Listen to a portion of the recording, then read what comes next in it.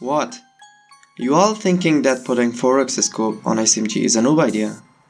What if I tell you the number of players dying from rushing without a cover is much more than using a wrong gun? Yet, if I had rushed aggressively without a cover, nobody wouldn't say anything. Call of Duty Mobile is an action game. A lot of things could happen within seconds, so you have to have a fast reaction rate to keep up against pro players. It is normal to make mistakes in the game, but there are some mistakes that you can correct.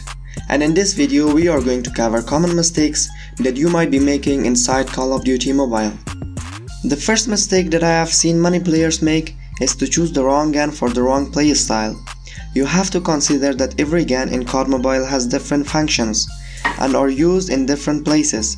Some of them are to eliminate enemies in close ranges with fast firing rate, and some of them are created to cover a long distance with a lower firing rate.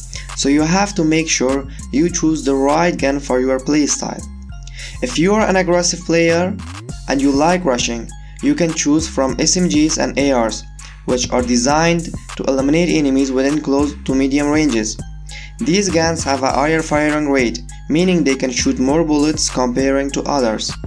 Some of the best guns that I recommend for aggressive playstyle would be M13, Type 25, and CBR4. But if you're a passive player and you like to hold your position, you definitely need an LMG.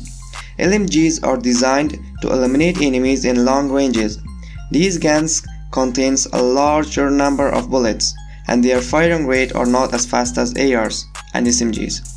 If you want to use an LMG, you have to make sure that you use the right attachment for it, and also don't go close to the enemies who have ARs or SMGs in their hands, or you will end up in a situation like this. The best LMGs that I recommend for you is Olger, RPD, and Chopper. Now let's move on with the second mistake that I have noticed most players to make: doing a lot of movements instead of actually hitting your enemy. Yes, some of COD players spend their time watching content creators and they feel like all they do is those complex and complicated movements. But what they don't see is the sharp aim and that dangerous crosshair. If you want to become good at the game, the first and most important thing is aim. Let's put it this way: aim and movement are necessities to each other. They are like pen and paper. When they both perform together, they create an amazing outcome. So you have to work on your aim as well.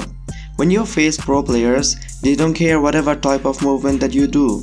They will finish you in seconds with their aim. So put attention on your aim more than your movement. If you want to improve your aim, head to the training ground, choose a gun with a difficult recoil pattern, and start hitting the targets. You have to train as much as you feel comfortable, shifting from one target to another one. You also have to make sure you have the ideal sensitivity for your playstyle. And in this way, you will improve your muscle memory, which leads toward better aim and faster reaction time. One other mistake that many players make is changing their sensitivity and HUD regularly. I have also had this problem. Whenever I lost a match, I would think that my HUD or sensitivity might have been the problem, and I immediately would go to YouTube and copy someone else's settings. But then I found out that this perception was not only wrong, but it affected my gaming quality as well. The reason why changing your sensitivity is not good is because when you use a certain sensitivity or HUD, your brain saves that in your long-term memory after playing and training for a long time. So when you change it, it takes a lot of time to first forget the previous setting and replace it with a new one. I recommend you to make sure you find your best sensitivity and keep going and improving with it.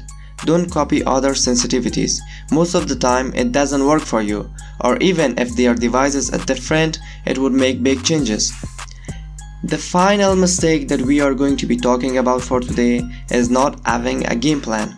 I've faced many players who don't have a specific game plan while playing Call of Duty Mobile, and that automatically results to a failure in their gaming career. Now, what I mean by gaming plan is not a document sort of thing, but an overall gaming objective to be done in a specific match. For example, in this game I am going to capture the Hardpoints. or I am going to back up my teammates. Now it could be anything, but specify it before entering the game. Playing randomly or rushing to open spaces is a 100% chance of death.